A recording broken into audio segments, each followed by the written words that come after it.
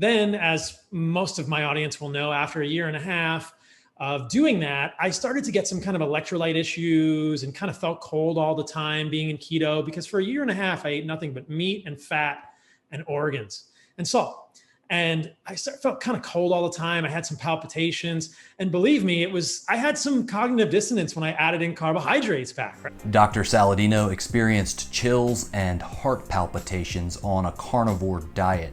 Sounds like the natural human diet to me, right? You know I've got something to say about this. But first,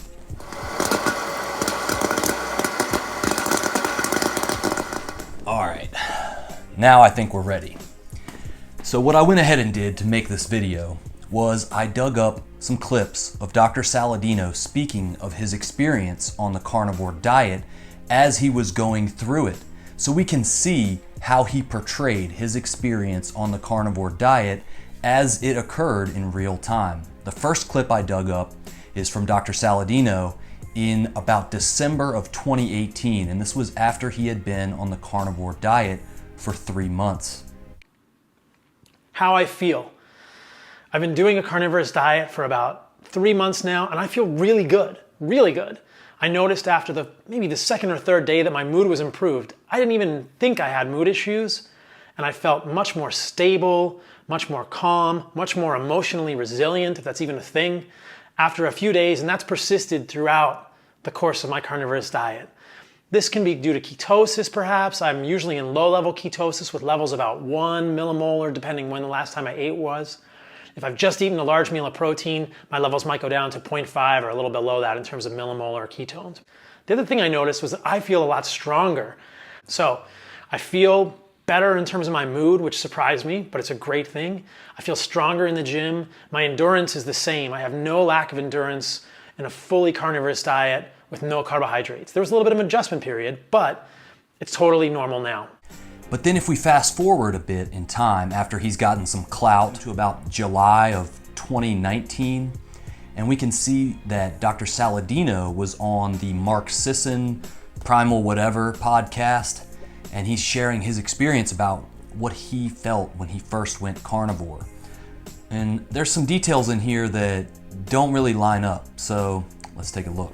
Paleo diet, well, and then I hear this and I'm like, why don't I just try a carnivore diet and do some research about whether polyphenols have real evidence, or what the evidence is for polyphenols, what the evidence is for fiber. Let's just try it. And it was striking. I mean, it was really, people say this, but my experience personally was it was within 72 hours, probably within 48 hours. The eczema didn't resolve completely within 42 hours, but my mental state changed in a way that I never expected. Now, is that because of the ketogenic nature of it, or is that because of the meat nature of it? I wasn't actually doing it in a ketogenic way. Okay. So I'd only dipped my toe into the ketogenic sort of pool in the past. I'd been moderate to low carbohydrate, paleo. I'd never done full keto. And I was in residency. It was probably somewhere in the middle of my third year residency, and I thought, I don't want to do keto. I don't want to keto adapt. I don't want to get keto flu right now. So I did carnivore with honey.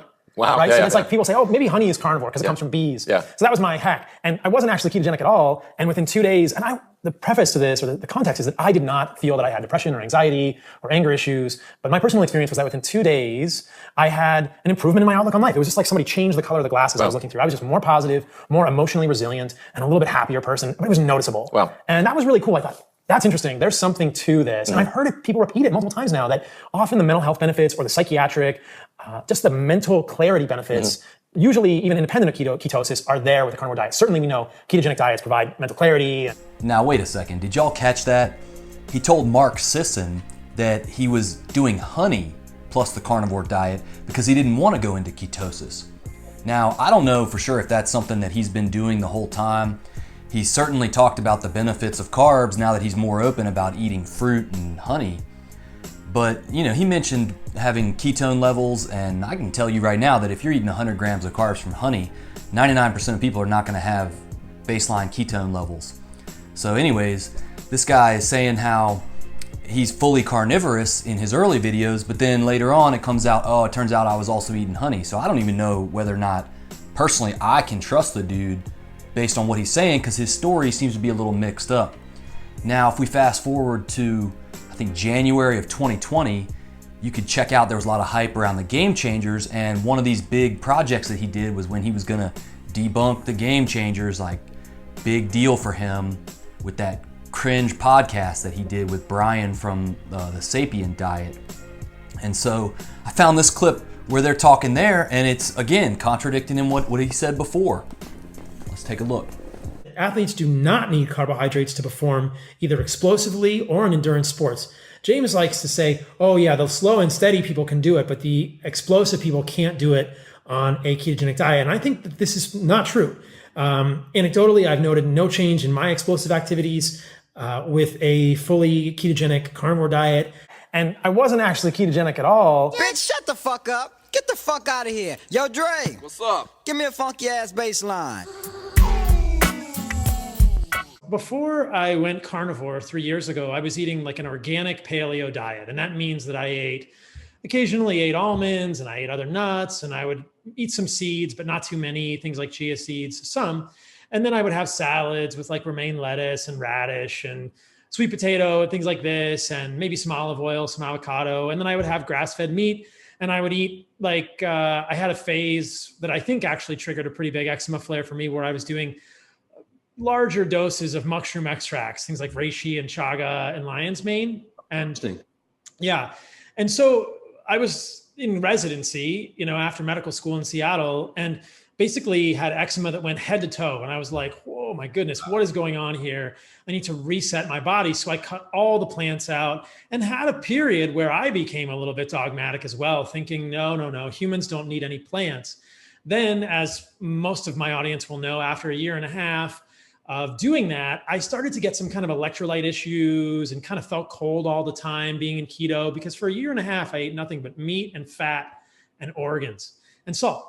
And I felt kind of cold all the time. I had some palpitations, and believe me, I had some cognitive dissonance when I added in carbohydrates back, right? And I started with things like squash, which actually ended up triggering my eczema personally. And then I did honey, which didn't bother me at all. And then I went into berries and have kind of gone for the last year and a half with the only plant foods in my diet being things like fruit. And we can talk about why, I do that, but I eat a moderate amount of fruit, especially being in Costa Rica. From like a latitude perspective, it kind of makes sense to me to eat fruit, especially if it's growing outside my window. I can basically walk outside, pull a banana off a tree and eat it. So yeah, so fruit has been a positive addition to my diet, as has honey. All right, I got to put this popcorn down, and we got to address some of this. So in that recent podcast, he's talking about when he first reintroduced carbs, he had some cognitive dissonance, and he's talking about squash and honey. That's all way later.